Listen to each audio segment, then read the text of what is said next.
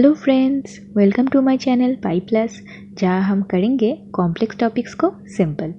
If you are new to my channel then please subscribe and press the bell icon so you don't miss any of my videos and let's get started. तो आज हम सीखेंगे कि कोई भी trigger function का range और domain कैसे निकालते हैं, क्योंकि वो जो आपको एक्सरसाइज 3.3 में उसी के ऊपर सम्स करने हैं कि रेंज और डोमेन अलग अलग फंक्शंस के कैसे निकालते हैं। उससे पहले हमें जानना होगा रेंज और डोमेन होता क्या है, तो वही हम पहले सीखेंगे आज। तो थोड़ा बेसिक मैं आपको याद दिला दूँ रेंज और डोमेन में जाने से पहले कि डिपेंडेंट और इंडिपेंडेंट वेरिएबल क्या होते हैं।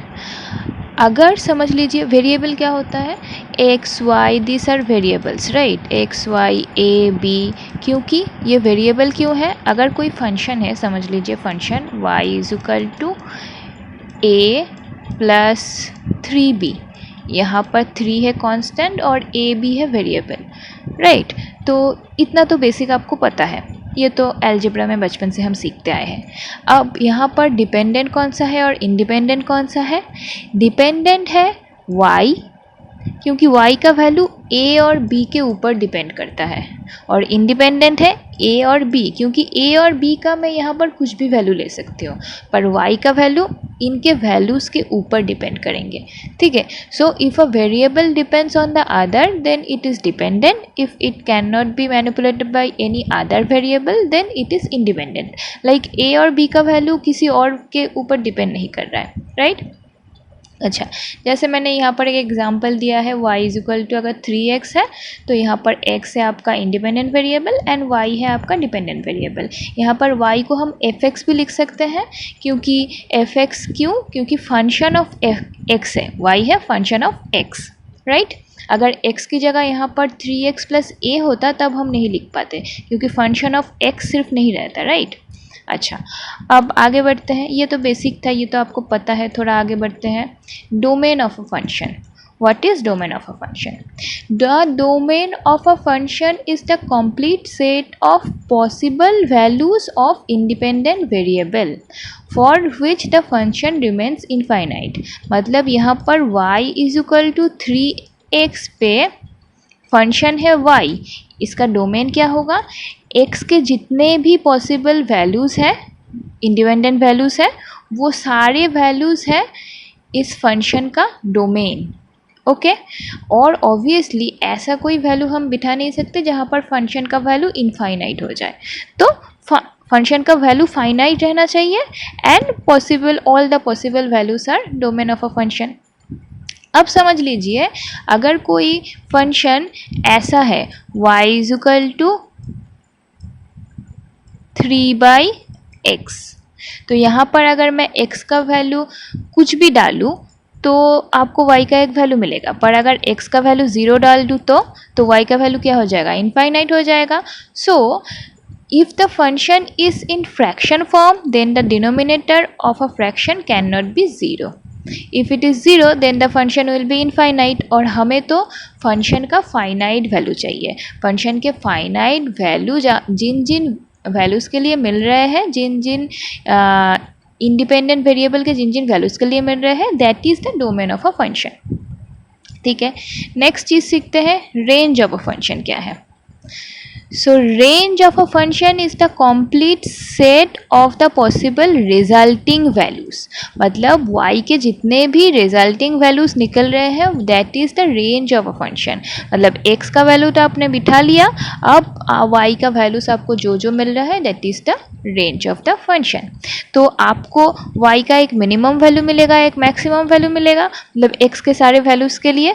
तो रेंज, उसी को रेंज बोलते हैं the spread of possible fx और y values, minimum y values to maximum y value. एक स्टार्टिंग एक पॉइंट से लेके दूसरे पॉइंट तक आपको वैल्यूज़ मिलेंगे, राइट, ओके। तो और थोड़ा सा अच्छे से समझाने के लिए मैंने ये किया है कि डोमेन है जो जो वैल्यूज़ फंक्शन के अंदर जा रहे हैं और जो जो वैल्यूज़ आउटपुट आ रहे हैं, that is the range, okay तो डोमेन फंक्शन के अंदर जाता है और रेंज फंक्शन से निकल के आता है। तो अगर आपका फंक्शन है एक्स स्क्वायर और एक्स का वैल्यू है 1 to 3, then domain is 1 to 3 and range will be 149, क्योंकि यहाँ पर 1 इसके अंदर अगर आप पुट करेंगे एफ एक्स के अंदर तो आपको वैल्यू मिलेगा, मतलब x अगर 1 है तो fx हो जाएगा 1, अगर x 2 है तो fx हो जाएगा 4, अगर x 3 है तो fx हो जाएगा 9। ओके तो अगर हम ग्राफ में देखें fx वर्सेस x का ग्राफ प्लॉट करें तो डोमेन आपको जो x का रेंज है जहाँ से लेके जहाँ तक आप x के वैल्यूज़ डाल सकते हैं, that is the domain of a function, and range है जो y का आपको वैल्यू मिल रहा है, मिनिमम टू मैक्सिमम जितना वैल्यू मिल सकता है, that is the range. Next thing हम जो सीखेंगे वो है, जो एक्चुअल में आपको सीखना है वो है ट्रिगोनोमेट्रिक फंक्शन के रेंज और डोमेन। ये तो हमने ये जाना कि रेंज और डोमेन होते क्या हैं।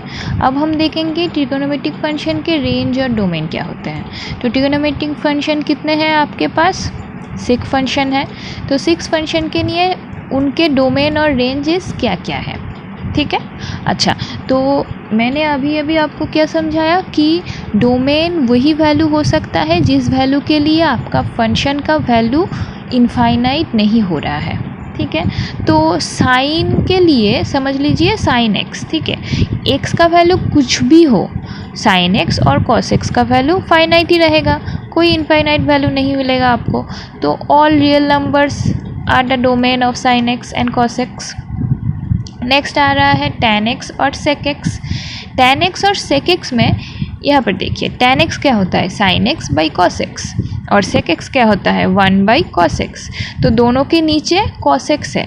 और हमने क्या सीखा था, जब भी आपके पास एक फंक्शन है जो फ्रैक्शन में है, फ्रैक्शन में मतलब ऊपर नीचे वाला अगर आपका डिनोमिनेटर जो है वो किसी कारण 0 आ जाए तो फिर वो वैल्यू हम नहीं ले सकते, तब क्या हो जाएगा, आपका फंक्शन इनफाइनाइट हो जाएगा। इसलिए तो cos x के वैल्यू 0 होते हैं, राइट, हमें पता है ऑलरेडी ये कि cos x के किसी एंगल के लिए cos x का वैल्यू 0 होते हैं। तो किस एंगल के लिए cos x का वैल्यू 0 होता है, जब cos 90 हो जाता है तब उसका वैल्यू 0 हो जाता है, तो फिर वो वैल्यू हम एक्सेप्ट नहीं कर सकते। तो इसी वजह से हम all real numbers other than this ये आपके sec x और tan x के डोमेन में नहीं रख सकते। अभी आप बोलेंगे कि सिर्फ π/2 आपको पता है, आपको ये 2n + 1 × π/2 किधर से आया, यहाँ पर n बिलोंग्स टू z। तो क्योंकि यहाँ पर अगर आप देखिए, आप पहले देख लीजिए कि सेटिस्फाई कर रहा है कि नहीं। अगर n बिलोंग टू z मतलब n का वैल्यू 0 1 2 3 4 से स्टार्ट करके जितने नंबर तक आप काउंट कर सके उतने नंबर तक, राइट। तो यहाँ पर अगर n = 0 होगा तो this will be equal to π/2, therefore x = π/2, तो cos 0 है, ठीक है। अब 2n + 1 × π/2 क्यों आया, क्योंकि ये सारे जो ट्रिगोनोमेट्रिक फंक्शन हैं वो सारे पीरियोडिक फंक्शन हैं, उनके वैल्यूज़ रिपीट होते हैं एक के मतलब एक पीरियड के बाद। पीरियोडिक फंक्शन किनको बोलते हैं, जिनके वैल्यूज़ एक पीरियड के बाद रिपीट होते हैं, राइट।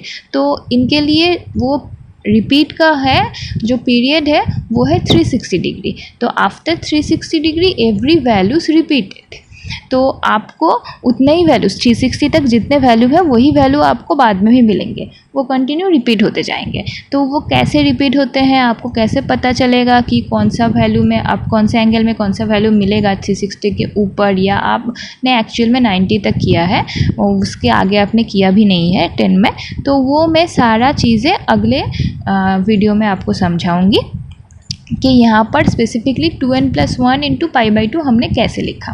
अभी के लिए इसका जो बेसिक डोमेन और रेंज का जो कॉन्सेप्ट है मैं इस वीडियो में इतना ही समझा रही हूँ, ओके। तो नेक्स्ट आ रहा है आपका कोसेक और कॉट। कोसेक और कॉट में क्या होता है, cosec and cot, that is cosec is 1/sin और cot is cos x/sin x। तो नीचे दोनों के नीचे साइन है। अब हमें क्या चेक करना है, all real numbers other than वो वैल्यूज़ जहाँ पर sin x 0 होगा, राइट, क्योंकि नीचे का वैल्यू 0 हो हम वो नहीं ले सकते, उसमें आपका फंक्शन इनफाइनाइट हो जाएगा। तो फिर किस वैल्यू के लिए sin x 0 होता है, आपका नॉन वैल्यू है 0, मतलब जब x इज इक्वल टू 0 होगा तब साइन x 0 है। तो यहाँ पर है n पाई, n पाई में n इज इक्वल टू 0 से स्टार्ट होता है, तो अगर 0 पुट कर देंगे तो x इज इक्वल टू 0 है, तो ये सेटिस्फाई हो रहा है। अब ये n पाई कैसे हो रहा है वो हम बाद में सीखेंगे, राइट। अच्छा, अब ये हो गया आपका डोमेन। डोमेन के बाद क्या आता है, डोमेन के बाद आता है रेंज, और रेंज है साइन और कॉस के लिए रेंज है -1 से लेके 1 तक के सारे वैल्यूज़। मुझे पता है क्लास 10 में आपने 0 से लेके 1 तक ही किया है, पर एक्चुअल में इसका रेंज -1 से लेके 1 तक है।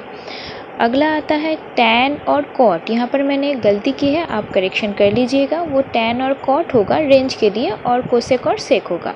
तो टैन और कॉट का रेंज है एनी रियल वैल्यू, मतलब कोई भी वैल्यू -इनफाइनाइट से लेके +इनफाइनाइट तक के कोई भी वैल्यूज़ हो सकते हैं।